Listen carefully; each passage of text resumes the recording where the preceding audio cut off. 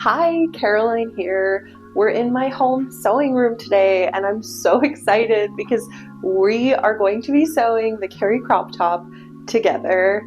Here she is. This is our newest release from BF Patterns, and this t-shirt has become a wardrobe staple for me. I wear it all the time. As you can see, I have many versions, and I love it so much. Y'all know I love a quick project. I love sewing with knits, and I'm really excited to take you on this journey today. I'm going to give you lots of tips. If it's your first time sewing with knits, don't be intimidated. It is a really quick sew. It's a great palette cleanser. It is infinitely hackable. We're definitely going to be sharing some hacks with you. Today we're just going to be making the basic out-of-the-box version of the Carrie crop top together, and it's going to be super fun because at the end of the day we're going to end up with a new crop top that we can wear again and again. Let's get into it. Okay, let's talk fabric for a quick sec. The main sample I'm going to be making today is going to be out of our medium weight bamboo rib knit. This fabric was kind of what we had in mind when we designed this pattern. We wanted a crop top that would work really well in a rib knit. I'm actually wearing one right now. So this fabric is perfect. You're looking for something with a 60% widthwise and 50% lengthwise stretch, and we will do another video where we show you how to calculate stretch percentage, but there's instructions in our booklet as well for that. So the bamboo rib knit works really well for this. I also think our cotton Modal jersey knit is a perfect choice. I'm going to be showing you a couple of techniques on this fabric as well. In terms of other fabrics from our store that I think would work, I brought a few to show you. The wide rib knit is perfect. Any kind of stable rib knit. When we say stable, we mean look for something that has good stretch, good recovery, something a little bit substantial that's not going to stretch out or that is just going to feel too light or delicate. So our wide rib knit works really well for this pattern as well. You could also go with something like a basic bamboo jersey, which is super, super soft and a little bit more slinky, but would also make a great fabric for like a layering piece. Our unwind bamboo cotton rib knit would also work really well for this pattern. It's maybe has a tiny bit less recovery than the medium weight bamboo rib knit, but I think it would still work really well. You might end up with just an ever so slightly looser fit, which is definitely not a bad thing. And then the cotton jersey knit, I think would also work well. We did make a sample in this fabric, which I think we'll put a picture of on the screen, but the cotton jersey knit would work really well. It might be a little bit more compressive, so you can size up, but it would still be really great, and I love this fabric. It's a really nice basic cotton spandex jersey knit. Okay, so grab your fabric and we're gonna get our materials together and get into cutting. All right, so I'm just prepping my pattern here, cutting out my pieces. I will be making the size 2XL in range 2, and I'm actually going to be sewing up both views because I want to show you some different techniques today. At this point, you should also have pre-washed your fabric. If it's super wrinkly, you're probably going to want to iron it so that it's nice and smooth for cutting out. And just remember, pre-washing is doing yourself a favor for later. Pre-washing is going to help you to prevent your finished garment from shrinking. So it is important to do this unless you're confident that your fabric isn't going to shrink. Okay, so what you see here is my favorite way to cut at home. I am referring to our cutting layout, but I'm actually cutting in stages so that I can cut all of my pieces on my cutting mat. And I just use pattern weights and a rotary cutter for this. I am using hockey pucks as pattern weights, as you can see, but you can use literally so many household items for this: cans, cutlery, heavy duty washers from the hardware store. Just get creative, use what you have. It is important to pay attention to grain line when you're cutting out your pieces. If your pattern piece is cut on fold, as mine is here, that fold line should be parallel to the grain line. And this is pretty easy with rib knits because the ribs actually run along the grain line. Once I've finished cutting out my piece, you're gonna see me snipping into my notches. Just make sure that you keep that snip within the seam allowance. So I'm only cutting about 1/4 inch here since our seam allowance is 3/8 of an inch. And I like to do this as I go along so I don't forget. And then when I go to sew, I can't find my notches and I have to pull out my pieces.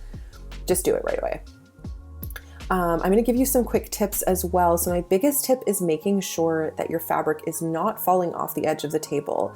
Because knits are stretchy, this can stretch out your fabric and it's going to result in inaccurate cutting. So I like to keep all my fabric scrunched to the side on the table or cut it into smaller pieces and just smooth out the section that I am working with.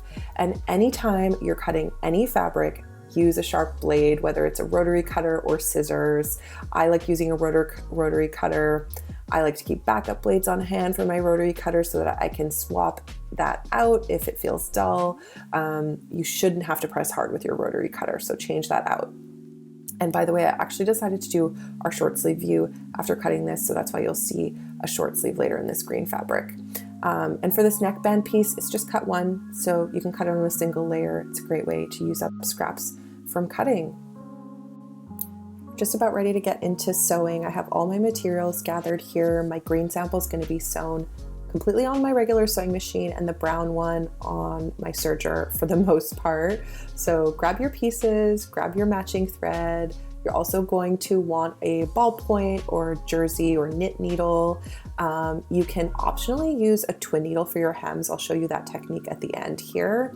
And then you may want some shoulder stabilizer if your fabric isn't super stable and you're worried about it stretching out. I'm just using 1/4 inch black elastic here, but my preference is clear elastic. Again, just use what you have. The first thing I like to do when I'm starting a new project is just to set up my machine and do a quick test sew on the fabric I'm going to be using. So for this pattern, if you're constructing this on your regular sewing machine like me, we recommend a zigzag stitch about 1.5 wide and 2 long. And I have some scraps here that I'm just going to sew and see how the fabric looks along that seam line. I'm looking for something that stretches nicely without my stitches popping.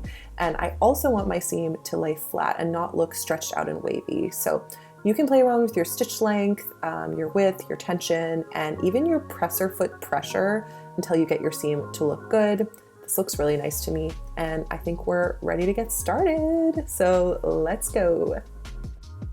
So we're starting off with attaching the shoulder edges together. So with the right sides of your fabric together, you're going to match those shoulder edges of your front piece 1 and back piece 2. And you can pin this in place. I love using Wonder Clips on knits because then I'm just not worried about pins making holes in my knit fabric. So go ahead and sew those shoulder seams at 3/8 of an inch seam allowance. And then we will go straight over to our iron and iron those seams towards the back of the garment. Now you may want to stabilize the shoulders of your top because this can help to maintain the shape of the shoulders over time.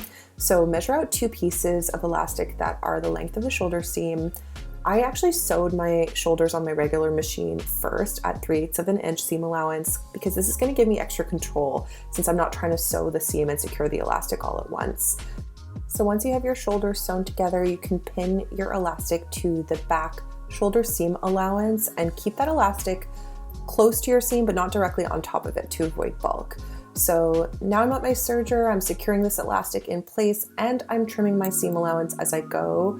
Sergers usually sew with a 1/4 inch seam allowance. So for all of construction on this brown sample, you're going to see me trimming off 1/8 of an inch as I sew because the pattern seam allowance is 3/8 of an inch.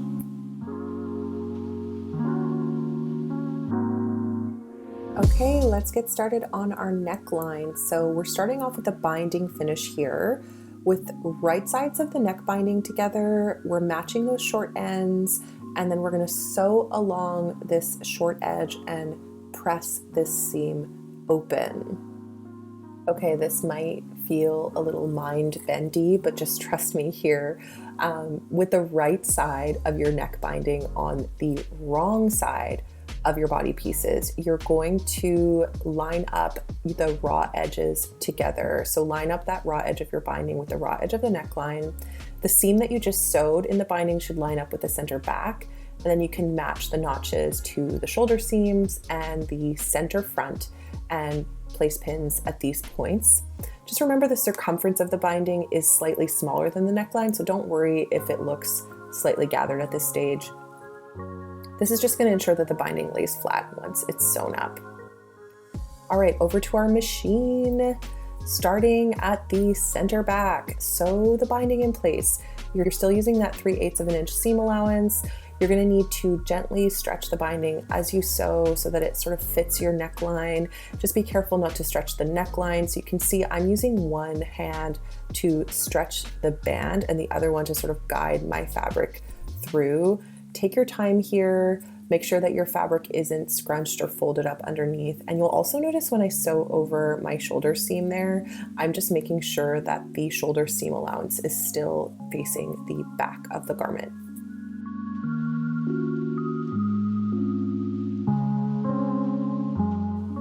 All right, here's where the magic happens. I just love this binding finish. I think it looks so professional. It really gives like a ready-to-wear look, especially on rib knit fabrics. So I am excited. Okay, the first thing I'm doing here is folding the raw edge in. I'm sort of flipping that binding up and over the neckline towards the right side of the neckline, and that raw edge gets folded under so that it's tucked in nice and snugly. And you can pin that folded edge to the right side of your body pieces or use wonder clips. Just go around and secure it in place. Take your time and use as many pins as you need here.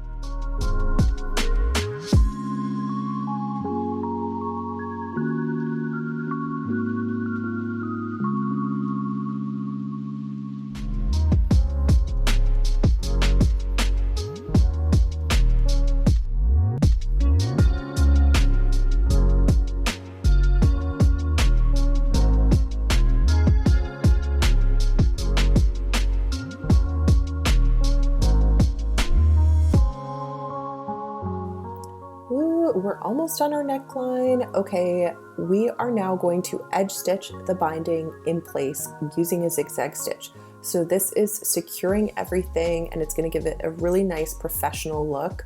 So from the right side of the garment, I'm edge stitching 1/8 of an inch in from the folded edge, and I'm really taking my time here to try to get that stitch line nice and straight and even, because that's going to make all the difference in the finished look of the garment. I am so happy we're getting this neckline out of the way here. I love getting it done right off the bat because everything after this is so quick and easy. So great job, you're doing it.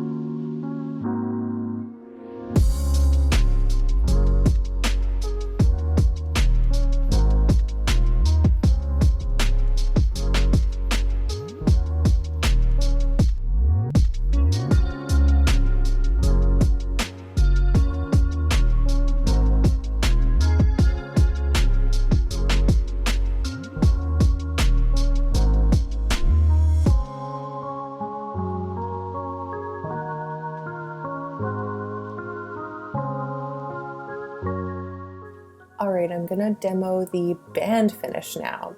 So with the wrong sides of the fabric together, you're folding this neckband piece in half lengthwise and pressing. And I'm not gonna show the next step, but you're just gonna do what I did previously. So you'll unfold this neckband piece, and then with the right sides of the fabric together, you'll match those short ends of the piece and sew along that edge and then press that seam open. And then you can actually fold it in half lengthwise again, wrong sides together. So you sort of end up with this circular neckband piece that's pre-folded. And then with the right sides of the fabric together, you're going to align the raw edges of the neckband with the raw edge of the neckline. And the seam of the band that you just sewed up should line up with the center back. And just match your notches to the shoulder seams and the center front, and you can place pins or wonder clips at these points and just go around and use as many pins as you need. And remember, the circumference of the band is smaller than the neckline, so don't worry if it looks slightly gathered at this stage. This is just going to ensure that that band is going to stretch and lay flat once you sew it up.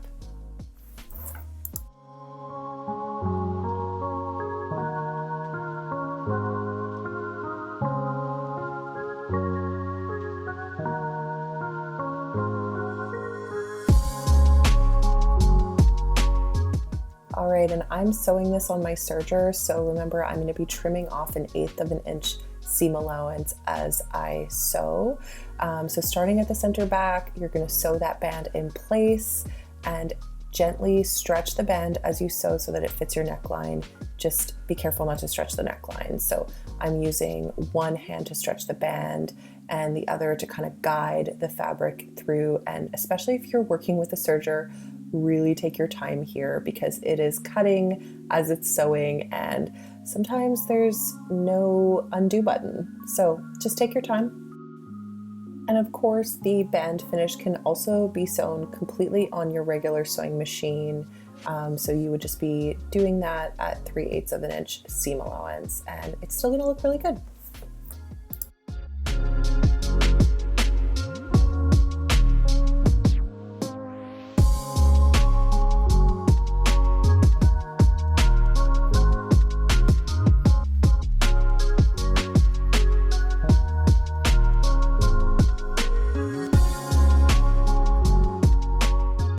Okay, and here I am at my ironing board, and this is when you can really get that nice professional look with a neckband. So I'm gently pressing that band up towards the neckline, and I like to use a little bit of steam to slightly shrink in the band if needed, and I'm taking my time.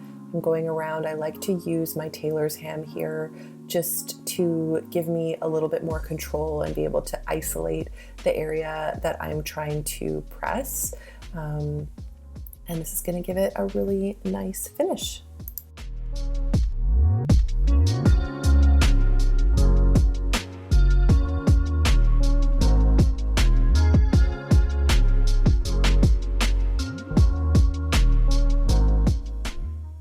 Now we are attaching the sleeves. So with the right sides of the fabric together, I am aligning my notches on the sleeves. This is piece 5 with the notches on the armhole and with the shoulder seam as well. So go around and align those notches and pin them in place.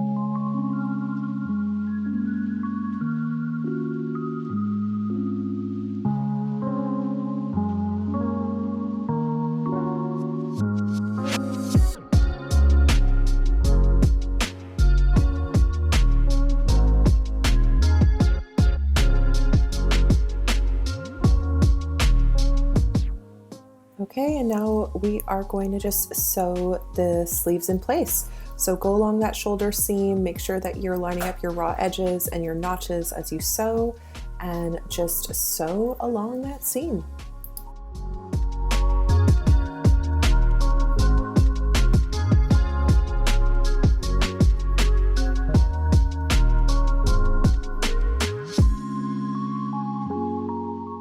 When you get to the shoulder seam, just make sure that that seam allowance is facing towards the back.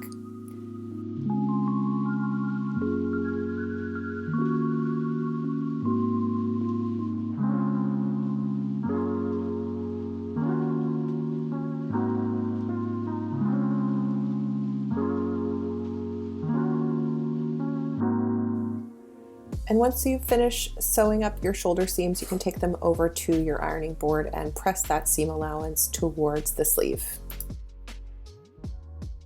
Our next step is going to be assembling our side seams, but first, to prepare for an easier hem, we're going to pre-press the hem of our sleeves and the hem of our bodice. So go ahead and do that. You're folding that up to the wrong side by about 5/8 of an inch hem allowance.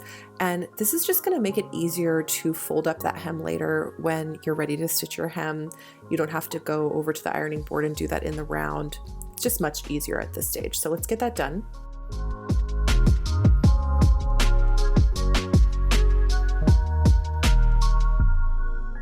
And then with the right sides of the fabric together, we're going to match up our side seams and underarm edges of the front and back pieces. So you can pin these raw edges together. You don't really have to use pins here. This is a pretty easy seam to sew, but if you want a little bit of extra security, go ahead and pin that in place.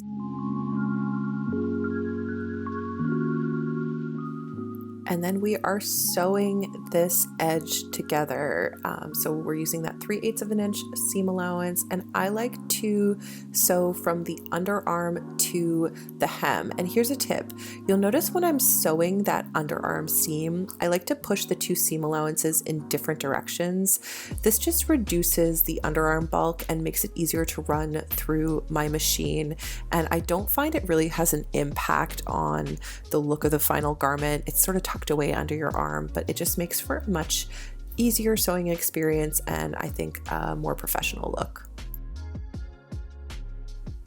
And the same goes if you are constructing this garment on your serger. You can stagger that underarm seam allowance to reduce bulk, and just remember to trim off that 1/8 of an inch seam allowance as you sew so that your seam is accurate.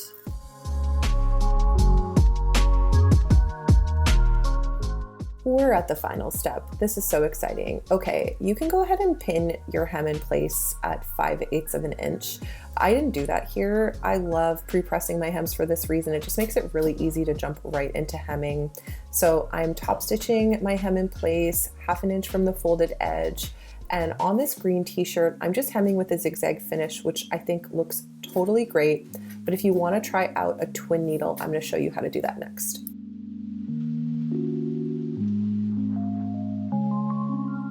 So for the twin needle finish, you're going to need obviously a twin needle, and then you'll need 2 spools of thread and your bobbin threaded with the same color of thread.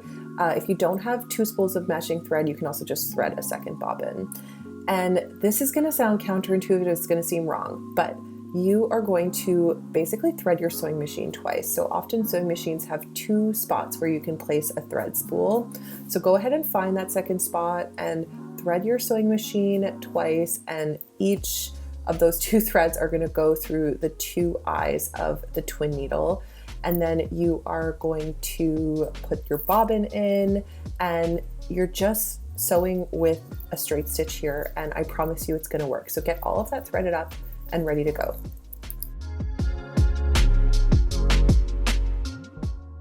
Do a little test sew on your sewing machine. You might need to lower your thread tension to get a nice sort of smooth, flat finish here.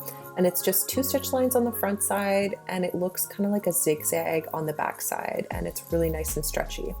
So once that looks good, you can go ahead and sew up your hems just as you would with a zigzag or a straight stitch, but it is this magical twin needle double stitch that gives you a really nice professional ready to wear look. And if you've never tried this before, give it a go, pick up a twin needle and try it out. It's super easy and I think you're gonna love it.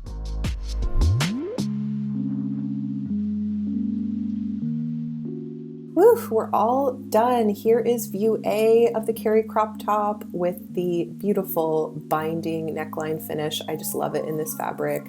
And here's view B with the neckband finish and my lovely stretchy twin needle hems. Thanks so much everyone for following along. I had a ton of fun. Like and subscribe, and we'll see you soon.